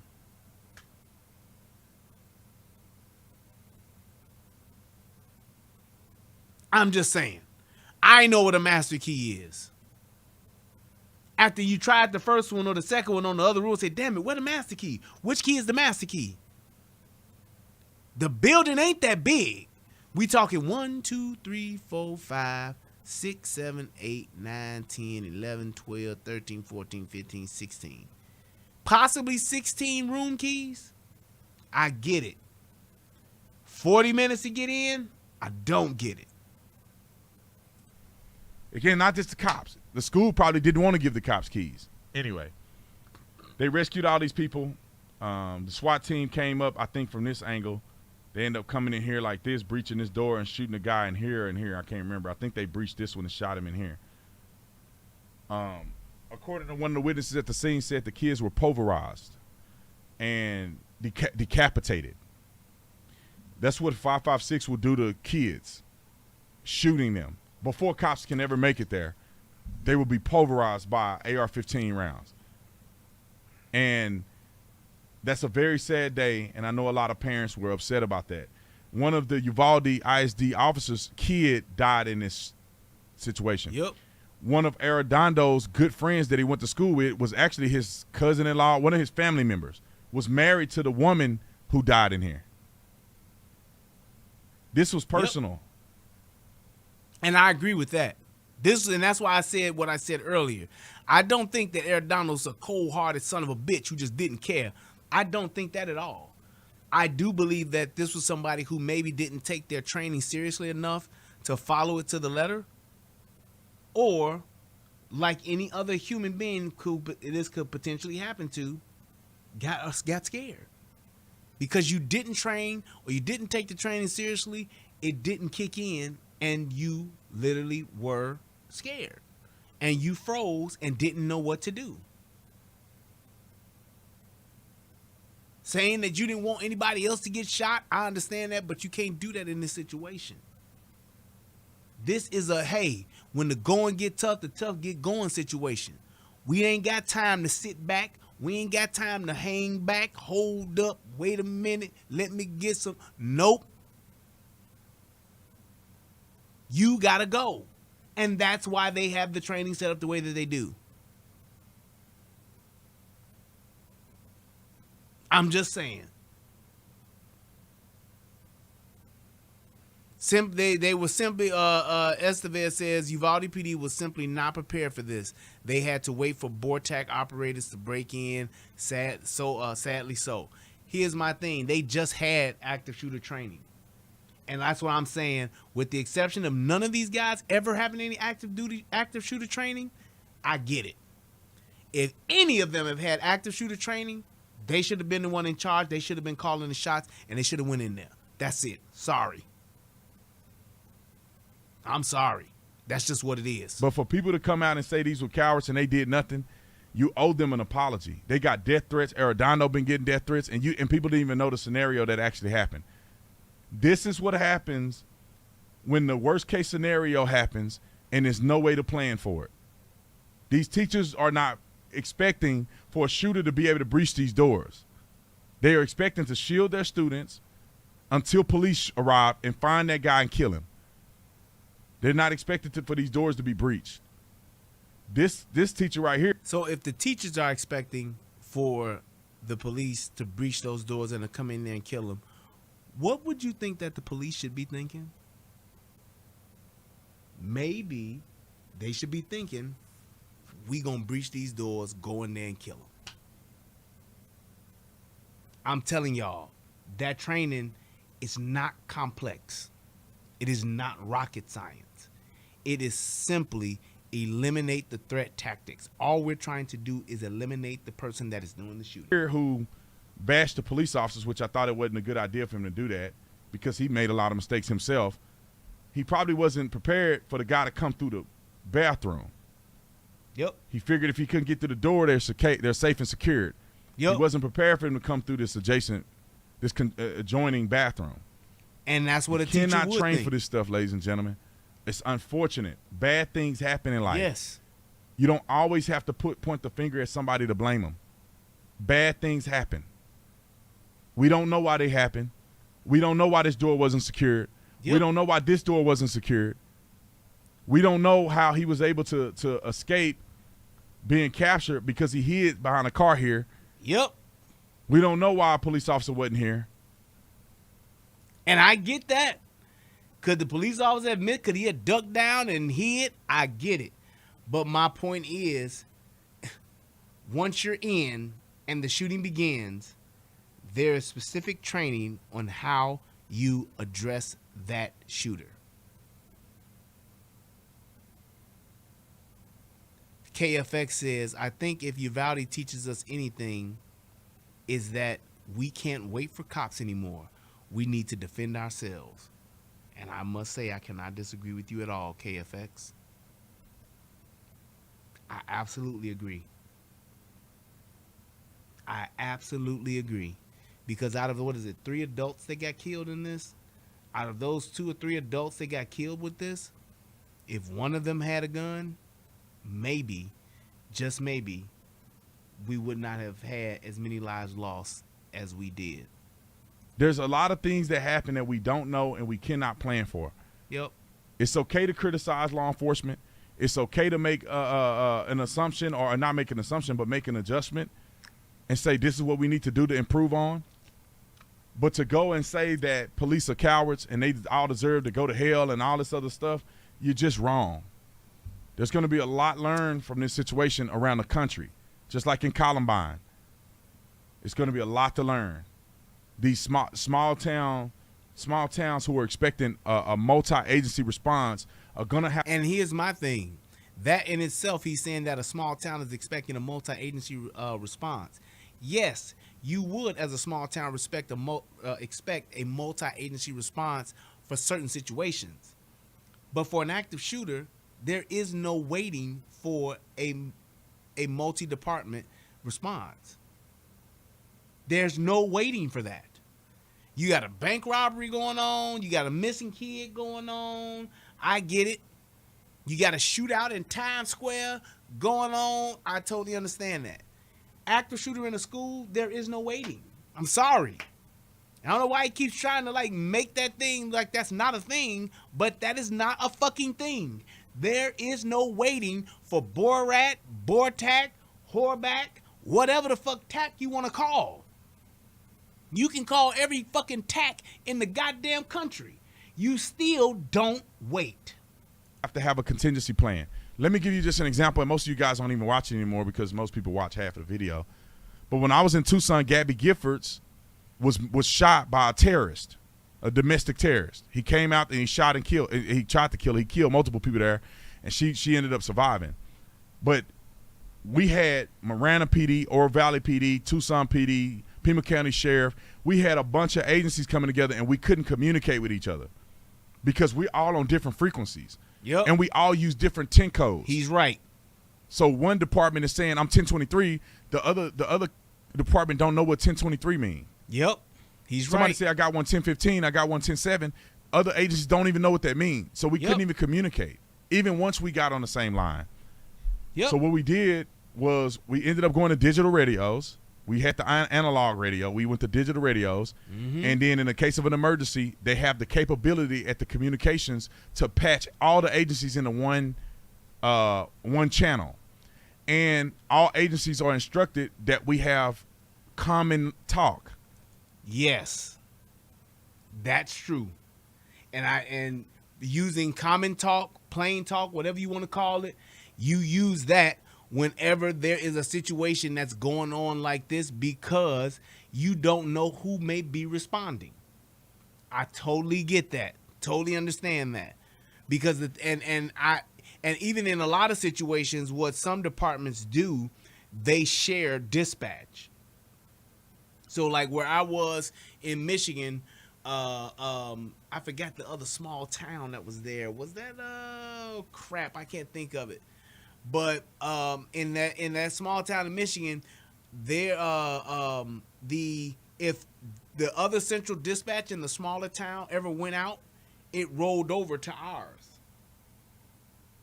I can't think of the name of that small ass town. God damn, they had their own central dispatch, but if something happened, then it would roll over. I think it was at Berrien County. I think it's Berrien County. It's Berrien County, Allegan County. There's another county. I can't think of what it was. God damn it. But they would fail safe over because Allegan County had the best and the most sophisticated central dispatch. That's just what it was. So because they had the latest in technology, they had the best central dispatch, they were kind of like the main central dispatch. And if something was to happen where that particular place, Berrien County, lost power or something like that, or something went down, their system went down, automatically it would fail over to Allegan. So what they would do, and my thing would be then too, they kept everybody on the same one at that point.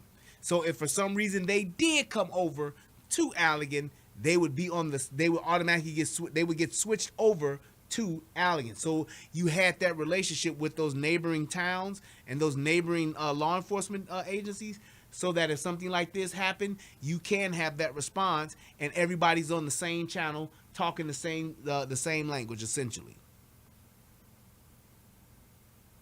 So having those codes and shit universal like that, yes, that's true. That's correct. They should all do that. If you know, hey, if something happened here over in this town, we gonna respond.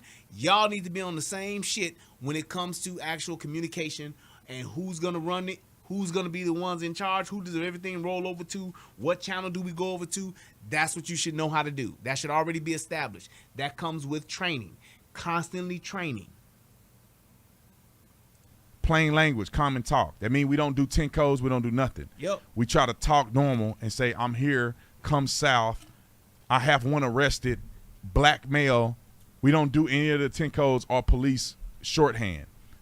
That's something Gabby Gilfords had to get shot in a major city like Tucson for that to be implemented. And I'm sure it became implemented all over the state of Arizona and all over the country, just like Columbine, just like Parkland, and just like Uvalde. There is going to be active shooter training.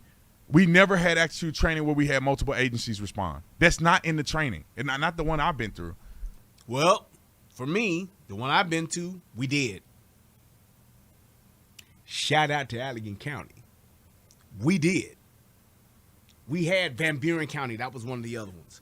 We had local. We had someone from each one of those departments. We had people from each one of those to come to our training, and they rotated the training around at the different schools and stuff like that. But they had it like that specifically for that reason, because those neighboring counties could essentially be closer. Neighboring city could potentially be closer to respond. So why not all get together so we'll all know what to do and what we're doing and how to do it? Just saying. And that was back in what, 2015, 2016, something like that?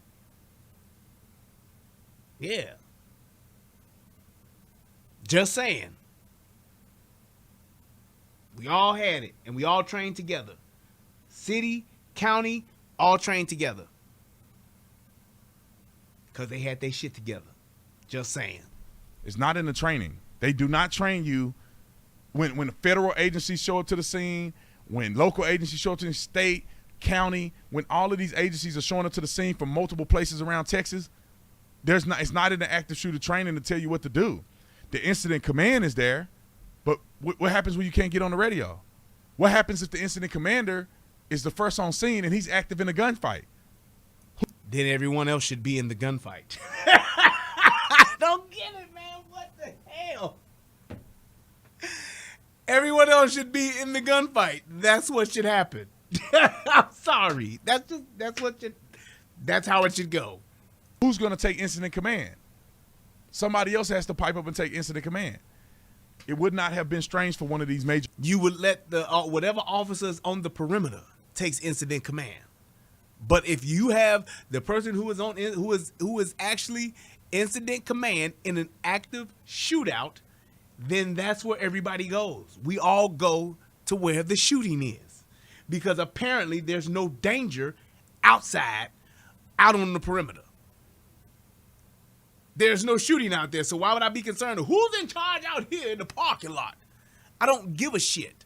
The shooting is going on inside. That's where I need to be. Jeez. The agencies to show up at the scene, and then they take over incident command. You know, once they got there, they say, well, nobody's in control. I got control. Dispatch, I have incident command. And they start putting together a contingency plan. There's nothing against doing that. You know, I've been on calls like that before where I had incident command and then my sergeant took over incident command. That's just the way it is. But it's not, you got to learn that, man. I was on a major police department, and it's something you got to learn. It's something that you got to get exposed to. And yes, he's correct. But that is why you train, and that is why you have policy, protocol, and procedure. It's only 6 of y'all. It's only 6 of y'all. So whoever's on apparently would be one of the few people, which is why you would have a situation where the chief would be the one to assume incident command, because it's only 6 of them. He wouldn't have to call time out and say, hold on, we're going to wait and we're going to get incident command and stuff set up first. Then we're going to come up with a contingency plan on how to proceed it. You don't do that. That's why they tell you, you go when you hearing the bangs. You go where the shooting is. That's where you go, and you don't stop until you get the shooter. That's it. You know, in a little town like this that don't have any tactical things like this going on, like I've been to multiple active shooter responses. It ended up not being an active shooter. But responding to it, incident command, you know, setting up quads, communicating with dispatch. I've been to multiple major incidents like this. And some of them I led on my own initially. And then your sergeant come over and say, look, I have incident command. They may pull me back. I get out of the fight, which is very hard to do. And then I tell my sergeant what I got. The sergeant calls the lieutenant out. The lieutenant has incident command. They call out SWAT. They call out, you know, all of these. And that's all after the fact and in different situations, not in an active shooter. That's just it. And I agree with him in other scenarios. I agree with him with other types of calls, but I do not agree with him with an active shooter. You're not worried about incident command. You worried about one person being in charge and what y'all gonna do. Either we going or we checking doors or we going to where the bangs are. One of the two. We know where this motherfucker at. That's where we going to be. It's that simple, y'all. Different agencies that we have, or all these different parts of our agency, to help with situations like this. Uvalde, we will learn in Uvalde. And I would just say this: put your apologies in the comment section, and I don't know why he's still thinking treat of these police officers like you would Breonna Taylor in these other situations. Wait till the information come out, and then make a fair judgment. Because when you don't, you look like a fool. Love you guys. See you on the next one. I'm out. And here's the thing with that. I can say something now. I can say something then, because we have this thing that Breonna Taylor and them don't go by, which is policy and procedure. We have this universal thing when it comes to this type of call, when it comes to this type of scenario, that we all can speak to. And you all have seen in the other shows that I've done about this, you've heard me say exactly what that policy or what that procedure or what that protocol is, and then you've seen someone else who I don't know but is a police officer or is in law enforcement say the exact same thing. Tell me if I'm lying or not. You all have seen this already before, because that is just something that you call universal training. Period. That's why you don't have to wait to get all of the information and all the stuff in these types of situations, because we all know as law enforcement officers what the procedure is, what the policy is, and what the protocol is, and how you follow it, and what you're supposed to do in these situations. So it's not like Breonna Taylor to where she's shooting at the goddamn police and she got her ass shot. She should have. But I'm just saying there's no protocol for that. There's no policy or procedure that's been taught around the departments about that. That police officer that just shot randomly inside that fucking house of Breonna Taylor's, that was some dumb shit. And he got in trouble because he didn't follow policy and procedure or protocol. He just was shooting blindly like he was in a fucking movie, and he got in trouble for it. Plain and simple. I want to say the guy lost his damn job for the shit. Might have went to jail. But like I said, I'll say this and wrap it up. These guys' actions were cowardly. I don't know them, so I ain't gonna call them cowards. I don't know them because I ain't never seen them, and they could all be some fucking heroes in other situations or on other occasions. But the call that they made to stand down here was an untrained, cowardly move. That's all I'm saying. That's what I'm standing on. Because, and unless, with the exception of them not ever having active shooter training. And I find that very hard to believe. Very hard to believe. Very hard to believe. Just saying. Jefferson Elias says, I'm a manager in retail. We even have a contingency plan for an active shooter. Run, hide, fight. Waiting is not a part of the plan. Well, actually, hide is a part of waiting. So you run, you hide, and then the last thing you do is fight. You barricade yourself in, or if you can get out the building, you get out. And if not, then you hide and try to make yourself somewhere where you can lock yourself or barricade yourself in. If you cannot barricade, then you are to fight. Just saying. So with that being said, I want to thank everybody for tuning into the show. And I would say this, of course, what I do and the way that I do things and the position that I'm coming from, I'm just coming from a perspective of just saying, hey, I disagree with what Brandon Tatum is saying. I understand that he's trying to support our law enforcement officers. I do believe that in today's world, in today's time, they do need our support more now than ever. However, you can't support bad behavior. Like I say, when you're dealing with kids, you can't reward bad behavior. And my thing is what these officers did and what other officers have clearly pointed out, they just did the wrong thing. And yes, it's tragic. Yes, it's terrible. And yes, people died, and in some instances, some people died unnecessarily. It's all the fucking active shooter's fault at the end of the day. That little punk ass cowardly fucking kid is the reason why all this shit happened. He's to blame for all this shit. However, officers, law enforcement officers, you should be expected to at all times follow your training, follow your tactical protocol, because when you don't, things like this can be worse than what they have to be. That's all I'm saying. So, just one of those few times that I disagree with B. Tatum. Shout out to B. Tatum. Do your thing, man. I see you growing your channel. You're doing big things. Hey, salute to you, brother. But, like I said, I just disagree with you wholeheartedly on this. A lot of this shit you said was just wrong for whatever reason. But to everybody else, thank you guys for watching the show. Please click that like button. Click the subscribe button. Leave your comments in the or your thoughts in the comments section.